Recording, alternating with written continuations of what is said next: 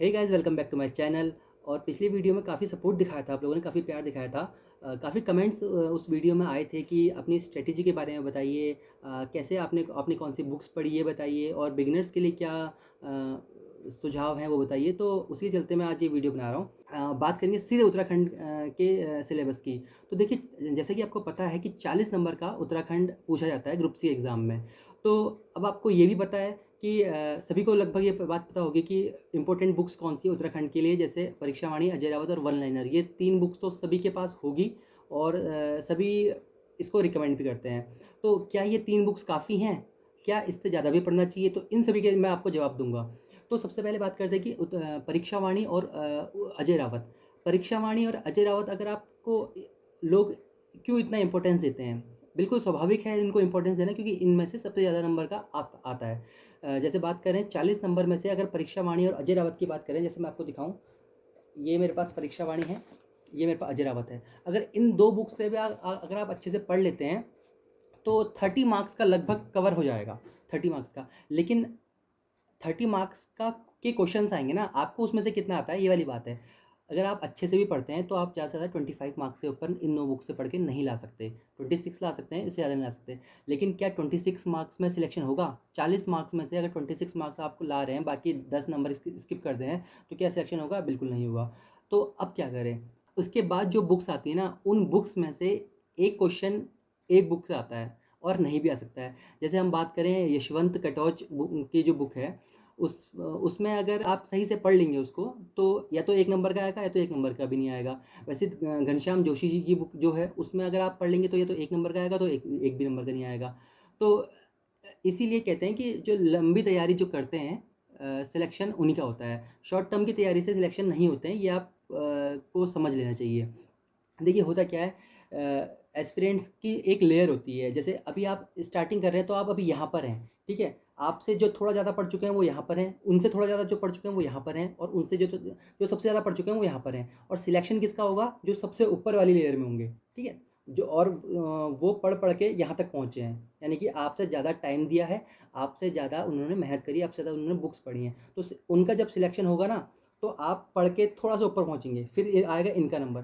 तो ऐसे ही एक बार आप ऊपर वाली लेयर में होंगे और आपका सिलेक्शन हो जाएगा। वो तब होगा जब आप रेगुलर तरीके से तैयारी करेंगे, और उसके लिए लगता है टाइम, ठीक है? 6 महीने में कोई सिलेक्शन नहीं होता है। शायद जिनको ब्रह्मा जी का वरदान होगा, उनको सिलेक्शन हो सकता है 6 महीने में। लेकिन जैसे मेरे ऐसे एवरेज स्टूडेंट्स का, और मैं समझता हूँ कि अधिकतर लोग एवरेज ही होते हैं, उनका 6 महीने में सिलेक्शन नहीं हो सकता। 6 महीने तो आपको ये जानने में लग जाता है कि इम्पोर्टेंट क्या है, इम्पोर्टेंट क्या नहीं है, क्या पढ़ना है, कैसे पढ़ना है, ये सब चीज़ें जानने में आपको 6 महीने लग जाते हैं। तो उत्तराखंड की मैंने बात कर ली आपको, मैं अपनी बुक्स बताता हूँ। देखिए, अजय रावत, परीक्षावाणी, ये 2 तो सबके पास होती हैं। इसके अलावा मैंने भगवान सिंह धामी जी की बुक पढ़ी थी। अब इसमें से क्वेश्चन आ भी सकता है, नहीं भी आ सकता है, और ये स्टैटिक के लिए है। इसमें इतिहास का बहुत बड़ा रोल नहीं है, लेकिन जो बाकी स्टैटिक वाला पोर्शन है, वो काफ़ी अच्छा इसमें दे रखा है। इसके अलावा घनश्याम जोशी जी की बुक है, आपको याद होगा एक बार वो मौला राम, वो सुनार जाति वाला क्वेश्चन वो यहीं से बना था। इसके अलावा मेरे पास एक यशवंत कटोच की बुक है, वो अभी मैंने किसी को दे रखी है। उसमें से एक बार धूली पाथा वाला क्वेश्चन बना था, आपको याद होगा, जयपाल वाला। इसके अलावा ये एक स्टैटिक के लिए एक बुक है, बलौदी। इसमें से मैंने बहुत कम चीज़ पढ़ रखा है। अगर आप इसको पढ़ के इसको अगर आप पढ़ेंगे, तो इसमें बहुत ज़्यादा फैक्ट्स है। फैक्ट्स इसमें ये इसमें भी बहुत ज़्यादा है। धामी जी की बुक में भी फैक्ट्स बहुत ज़्यादा है। इसके अलावा ये तो सबकी फेवरेट बुक है, खैर ये सभी के पास होती है लगभग। आज की डेट में ये बुक हर एस्पिरेंट के पास होगी, क्योंकि इसमें काफ़ी कुछ निचोड़ दे रखा है सारी बुक्स का। अच्छी बुक है, मैं इसको रिकमेंड करूँगा, लेकिन स्टार्टिंग इससे नहीं कीजिए, इसको इस पे ख़त्म कीजिए, ठीक है? बाकी आपको सब चीज़ पढ़ने की ज़रूरत है, और अच्छी तरह से पढ़ाई करने की ज़रूरत है। उसके बाद आपको ये बुक पढ़ने की ज़रूरत है। अब बात करते हैं हिंदी के बारे में। देखिए, हिंदी हिंदी लूसेंट काफ़ी है, लेकिन अगर आप सिलेबस देखेंगे, देखिए मैं आपको सिलेबस दिखाता हूँ। अगर आप सिलेबस देखेंगे, ये हार्ड कॉपी निकाल लीजिएगा सिलेबस की भी। अगर आप सिलेबस देखेंगे, तो इसमें जो टिप्पण, प्रारूपण, विज्ञप्ति, ये आपको लूसेंट में कहीं नहीं मिलेगा। या तो आप इसके लिए यूट्यूब का सहारा लीजिए, और या तो आप एक 11th-12th की कंबाइंड बुक आती है, मैंने तो उससे पढ़ा था। 11th-12th की कंबाइंड बुक आती है हिंदी की, आप उससे पढ़ सकते हैं, वो काफ़ी अच्छी बुक लगी मुझे। इसके अलावा आप यूट्यूब से भी पढ़ सकते हैं, जैसा आपको सही लगे। अब बात करते हैं सबसे मेन जो चीज़ है, वो है जीएस। देखिए, उत्तराखंड की तैयारी करने वाला हर बंदा उत्तराखंड पढ़ता है, और हर बंदा उत्तराखंड रट लेता है, अच्छी खासी रट लेता है। सारे मंदिर, गाड़, गधेरे, बुग्याल, ग्लेशियर, दर्रे सब याद होंगे, हर किसी को याद होंगे। जो अटकता है, जिसमें मार्क्स कम आते हैं, वो है जीएस। अगर आपने जीएस सही से पढ़ ली तो आपका सिलेक्शन श्योर है। और जीएस को सही से कैसे पढ़ना है, क्या ये बुक काफ़ी है? कई लोग कहेंगे कि लूसेंट की सामान्य ज्ञान पढ़ो और हो जाएगा काम। क्या ये बुक काफ़ी है? अगर आप ये बुक, आप खुद से ही सवाल कीजिए, क्या आप इस बुक को याद कर लेंगे? कभी नहीं कर पाएंगे। इसमें इतना ज़्यादा फैक्ट्स है, ये पूरी फैक्ट्स से भरी हुई बुक है। इसको आप पूरी कभी पढ़ ही नहीं सकते। कभी याद पढ़ सकते हैं पूरी, पर याद कभी नहीं कर सकते। तो अब क्या करें? आपको पढ़नी है एनसीईआरटी। जी हाँ गाइस, आपको पढ़नी है एनसीईआरटी बहुत अच्छे से। 11th और 12th क्लास की अगर आप एनसीईआरटी आपने जिसने अच्छे से पढ़ ली, जिसने दिमाग में अपने कंसेप्ट बिठा लिए, समझ बिठा ली कि क्या कह रहा है वो किसी भी एग्ज़ाम में सारे क्वेश्चन सही करके आएगा। और एनसीईआरटी से यूके ट्रिपल एस में डायरेक्ट क्वेश्चन बनते हैं।